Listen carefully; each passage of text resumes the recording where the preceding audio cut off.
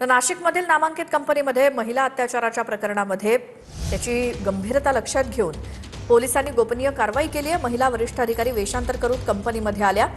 7 महिला पोलिसांची special team तैनात होती आणि मीटिंग दरम्यान आरोपींचं अश्लील वर्तन प्रत्यक्ष पकडण्यात आलं।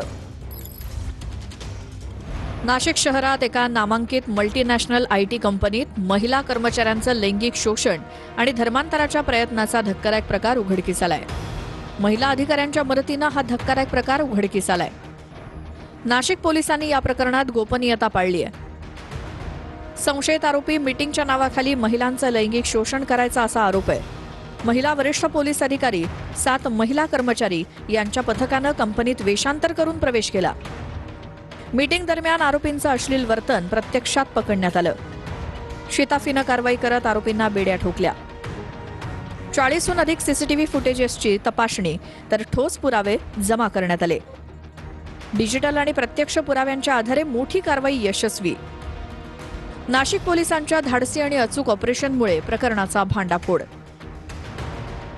या आयटी कंपनीत नोकरीच्या मुलाखतीपासूनच तरुणींना लक्ष्य केलं जायचं असा आरोप आहे। पीडितांच्या आरोपानुसार माझ्यामुळेच तुला नोकरी मिळाली असं सांगून महिलांवरती उपकाराचं ओझं टाकलं जायचं। एका पीडितेनं दिलेल्या तक्रारीनुसार सुट्टीच्या दिवशी तिला एका रिसॉर्टवरती नेऊन तिच्यावर अत्याचार करण्यात आला।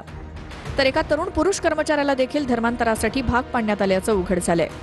कामाच्या ठिकाणी विशिष्ट धर्माबद्दल आक्षेपार्ह टिप्पणी करून कर्मचाऱ्यांचं मानसिक खच्चीकरण केलं जात होतं। या प्रकरणात आतापर्यंत मुंबई नाका पोलीस ठाण्यात 9 गुन्हे दाखल करण्यात आलेत। पोलिसांनी आसिफ अन्सारी, शफी शेख, शाहरुख कुरेशी, रजा मेमन आणि तौसिफ अत्तार या लोकांना अटक केली असून त्यांना आज कोर्टात हजर केलं जाणार आहे। या कंपनीच्या HR अश्विनी चेनानी यांना देखील पोलिसांनी अटक केली आहे।